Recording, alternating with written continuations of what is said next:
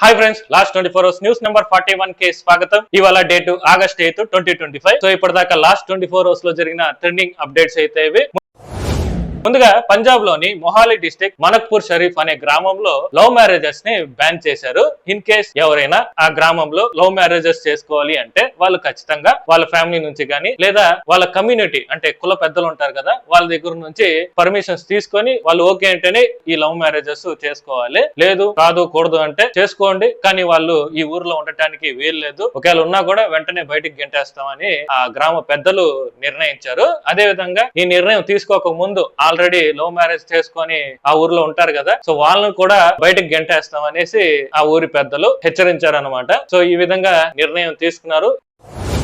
Next, social మీడియాలో ఒక post చాలా వైరల్ అవుతుంది. ఆ పోస్ట్ ఉద్దేశం ఏంటంటే చైనా స్టూడెంట్స్ కి ఇండియా స్టూడెంట్స్ కి మధ్య తేడా ఏంటి. చైనా వాళ్ళేమో అమెరికాకు వెళ్లి అక్కడ చదువుకొని అక్కడ స్కిల్స్ నేర్చుకొని పైగా ఆ స్కిల్స్ కాపీ కొట్టి తిరిగి చైనాకు వచ్చి ఇక్కడ యుఎస్ యాప్స్ ని బ్యాన్ చేసి వాళ్ళ సొంత యాప్స్ ని క్రియేట్ చేస్తారు. అదే ఇండియన్స్ అయితే అమెరికాకు వెళ్లి అక్కడ చదువుకొని అక్కడే సెటిల్ అయిపోయి పెద్ద పెద్ద కంపెనీస్ కి లీడ్ చేసే పొజిషన్స్ కి ఎదుగుతారు, కానీ ఇండియాకి మాత్రం రారు, రేర్ గా వస్తారు.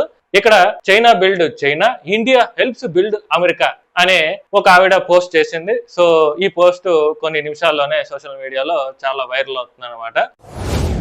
నెక్స్ట్, రానున్న రోజుల్లో యూపీఐ ఫ్రీగా రాకపోవచ్చు అని ఆర్బీఐ గవర్నర్ ఒక హింట్ ఇచ్చారు. అతి త్వరలో యూపీఐ సబ్స్క్రిప్షన్ మెథడ్ తీసుకొస్తున్నారంట. అంటే ఇప్పుడు మన ఓటీటీ ప్లాట్ఫామ్స్ కి నెలలా పే చేసి ఏ విధంగా సబ్స్క్రిప్షన్ తీసుకుంటామో ఆ విధంగా యూపీఐకి సబ్స్క్రిప్షన్ పే చేసి యూజ్ చేసుకునే విధంగా రాబోతుంది అనేసి ఒక హింట్ ఇచ్చాడు అనమాట. అంటే ఇంకా కన్ఫర్మేషన్ కాలేదు, రావచ్చు అనేసి ఆయన చెప్తున్నారు. మరి చూద్దాం ఏం జరుగుతుంది అనేది.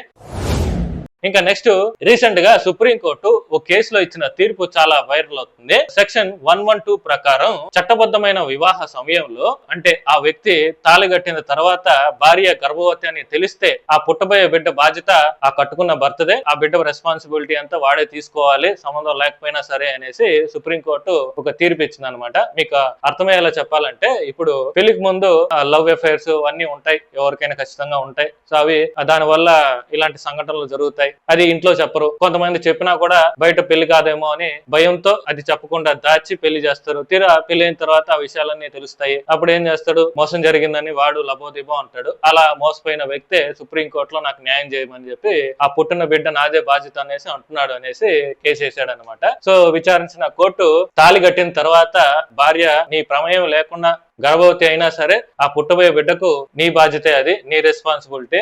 ఎందుకంటే నువ్వు తాళి కట్టావు కాబట్టి, ఆమె నీ భార్య కాబట్టి ఆ రెస్పాన్సిబిలిటీ నువ్వు తీసుకోవాలనేసి సుప్రీంకోర్టు ఆ విధంగా తీర్పు ఇచ్చింది. అయితే దీన్ని చాలా మంది వ్యతిరేకిస్తున్నారు. ఇప్పటికే వ్యభిచారం అనేది ఇండియాలో లీగల్ చేశారు. ఇప్పుడు సంబంధం లేని మోసపూరితమైన సంబంధానికి కూడా చట్టబద్ధం చేస్తే అది ఎంతవరకు కరెక్ట్ అనేసి ప్రశ్నిస్తున్నారనమాట. నాకు కూడా ఏం చెప్పాలో అర్థం కావట్లేదు ఈ విషయంలో. అయితే మీకేమనిపిస్తుందో కింద కామెంట్ చేయండి. నెక్స్ట్, ఇండియాపై ట్రంప్ తాత మరోసారి టారిఫ్స్ ను పెంచారు. మొన్న 25% టారిఫ్స్ ను విధించారు. ఇప్పుడు మరో ఎక్స్ట్రాగా 25% యాడ్ చేసి 50% కి పెంచారు. ఇలా పెంచడానికి కారణం ఆయన చెప్తుంది ఒకే ఒకటి, ఇండియా రష్యాతో చేస్తున్న ఆయిల్ బిజినెస్.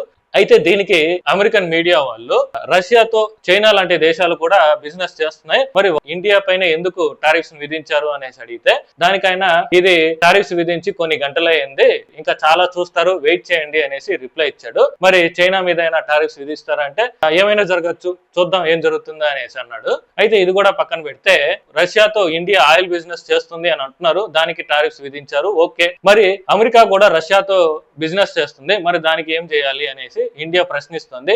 దీనికి మీ సమాధానం ఏంటి అని అడిగితే దానికైనా అవునా అది జరుగుతుందా నాకు తెలియదే, నేను చెక్ చేసిన తర్వాత సమాధానం చెప్తానని చేసి తప్పించుకునేసాడు. ఈ విధంగా తల పొగురుతో సమాధానాలు చెప్తాడు అనమాట. అంటే ఒక దేశానికి ప్రెసిడెంట్ అయ్యి బాధ్యతంగా ఉండాల్సింది, అధికారం ఉంది కదా అని చెప్పి ఇష్టం వచ్చినట్లు ప్రవర్తిస్తే ఎంత ఎదుగుతారో లాస్ట్ కి అంత కిందకి పడిపోతారు. ఇది ఖచ్చితంగా జరుగుతుంది రానున్న ఫ్యూచర్ లో. దీనికి కూడా మన మోదీ గారు కొంచెం గట్టిగానే రిప్లై ఇచ్చాడు. ఆయన చెప్తున్న ప్రకారం చూస్తే అసలైన విషయం బయటపడింది.